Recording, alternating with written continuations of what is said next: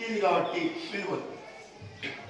అప్పుడు ఈయనకి జన్మరాహిత్యం అంటే ఏమి, నేను నాడుని కదా, నేనేంటి ఆడ రూపంలో ఉన్నాను, నా దగ్గర సరస్వతి ప్రసాదమైనటువంటి మహతి అనేటువంటి వీణక్రమ అని ఆయన బాధపడుతూ శ్రీ మహావిష్ణువుని గట్టిగా కోరుకుంటాడు. ప్రత్యక్షమైతే విష్ణువు ప్రత్యక్షమై అయ్యా ఏమయ్యా అన్నాడు. కాదు స్వామి, నేనేదో ఊళ్ళో వాళ్ళకి మంచి నన్ను ఆడలు ఊళ్ళోకి మార్చి నాకు 60 మంది పిల్లలు పుట్టించి ఏదయ్యా నీ నాటకం జగన్నాథ సూత్రధారి అని అంటాడు. అంటే నారదా, నీ వల్ల సృష్టి ఆరంభం జరగాలి, అది నీవే కావాలి, అందుకోసమే క్రియ చేయబడింది అని అట్టనా. సరే అయితే సంతోషం స్వామి, నాకు మళ్ళా రూపం ఇవ్వండి. సరే ఇస్తాను. ఆ మానస్థలంలో ఎడంచే పైకెత్తి పోయి మునుగు అన్నాడు. అవును, నీ ఎడంచే ఏడుతున్నాడు, అడగల కదా, అడగలే, తక్కువ మునిగినాడు. పోయి సీమావిష్ణుడు కదా మునిగలను, మునిగినాడు. మునిగితేనే ఈరోజు ఆడచేయిగా ఉంది. ఆడచేయి అంటేనే స్వామి ఈరోజు ఆడచేయి ఉంది ఏమంటే మునిగేటప్పుడు అడగలయా, ముందుగా అడగలని ఎలాగడితే ఎలా వచ్చాను. సరే స్వామి, అన్నీ నీ క్రియే, నేనేం చేసేది, సరే చెప్పయ్యా ఏమి నా పరిస్థితి అని. ఏమి తొందరపడాల్సిన అవసరం లేదు, వీళ్ళు ఈ 60 మందికి పేర్లు పెట్టేవాడు.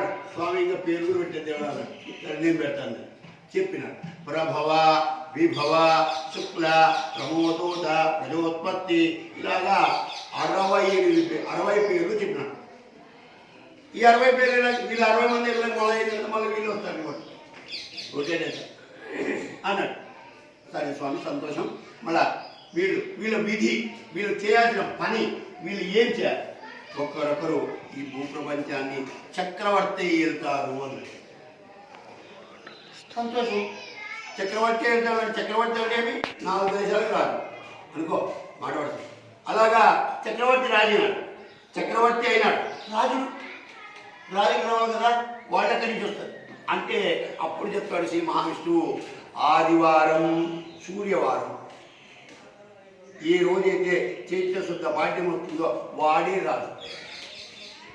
అంటే ఆదివారం వస్తే సూర్యుడు, సోమవారం వస్తే చంద్రుడు, మంగళవారం వస్తే కుజుడు, బుధవారం వస్తే బుధుడు, గురువారం వస్తే గురుడు, శుక్రవారం వస్తే శుక్రుడు, శనివారం వస్తే శని, మళ్ళీ రిపీట్ మన వరకు వస్తుంది. కాబట్టి ఈ సంవత్సరం మనకు గురువారం వచ్చింది. తరువాత నక్షత్రాలు, నక్షత్ర గమనాలు మొదలు కాదు. కృత్తికా నక్షత్రం, అగ్ని నక్షత్రం మొదలైంది. ఫస్ట్ అశ్విని నక్షత్రం కాదు, కృత్తికా నక్షత్రం పుట్టింది, అగ్ని పుట్టింది ఫస్ట్. రోహిణి జలం, నీళ్లు పుట్టినాయి. ఇలాగా నక్షత్రాలన్నీ